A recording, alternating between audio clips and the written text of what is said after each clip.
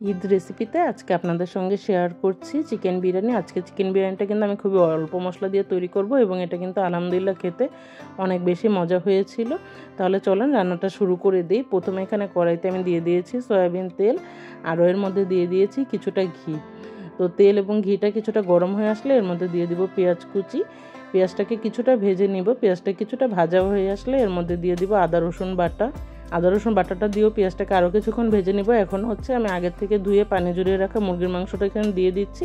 তো মুরগির মাংসটা দিয়েও কিন্তু পেঁয়াজ এবং তেলের সাথে খুব ভালোভাবে একটু ভেজে নিয়েছি। এখন এর মধ্যে দিয়ে দিচ্ছি স্বাদ মতো লবণ, দিয়ে দিয়েছি এখানে লাল মরিচের গুঁড়ো, আর দিয়ে দিয়েছি বিরিয়ানি মশলা।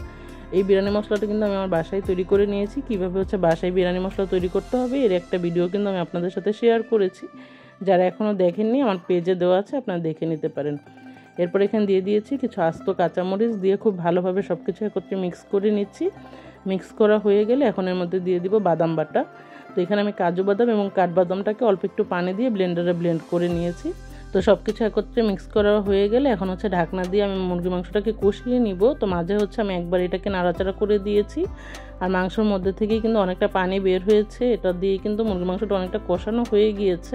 তো এখন এখানে আমি 1 কাপের মতো পানি দিয়ে দিব। খুব বেশি পানি কিন্তু দেওয়ার প্রয়োজন নেই, যেহেতু মুরগিটা অনেকটাই হয়ে গিয়েছে। তো 1 কাপ পানি দিয়ে আমি মুরগি মাংসটা একদম সিদ্ধ হওয়া পর্যন্ত অপেক্ষা করে নিচ্ছি।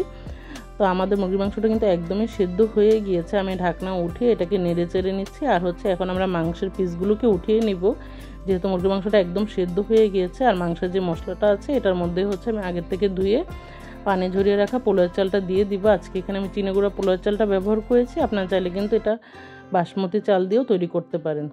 এখন এর মধ্যে দিয়ে দিচ্ছি স্বাদ মতো লবণ। আমরা কিন্তু মাংসেও যেহেতু লবণটা দিয়েছি, তো এখানে শুধুমাত্র পোলাও রান্নার জন্য যে লবণটা প্রয়োজন আমি কিন্তু এটাই ব্যবহার করেছি। তো লবণটা দিয়ে আমি কিছুক্ষণ পোলাওয়ের চালটাকে খুব ভালোভাবে ভেজে নেব। আর এখন এর মধ্যে দিয়ে দিচ্ছি মটরশুঁটি। এই মটরশুঁটিটা কিন্তু আমি ফ্রোজেন করে রেখেছিলাম। কিভাবে বাসায় অনেকদিন মটরশুঁটিটা ফ্রোজেন করে রাখতে পারবেন এটার একটা ভিডিও কিন্তু আমি আমার পেজে দিয়েছি। এরপরে এখানে দিয়ে দিচ্ছি গরম পানি। আমি যে পরিমাণে চাল নিয়েছি, আজকে এখানে আমি 1 কেজি চালের বিরিয়ানি রান্না করছি।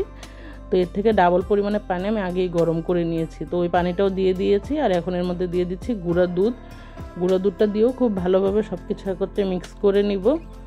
এ পর্যায়ে কিন্তু চুলার জালটা একদম হাই হিটেই আছে। তো হাই হিটে আমি কিছুক্ষণ এটাকে রান্না করে নিয়েছি। এখন আমরা যে মাংসগুলো উঠিয়ে রেখেছিলাম ওই মাংসটা এর মধ্যে দিয়ে সব কিছু একত্রে মিক্স করে নিব।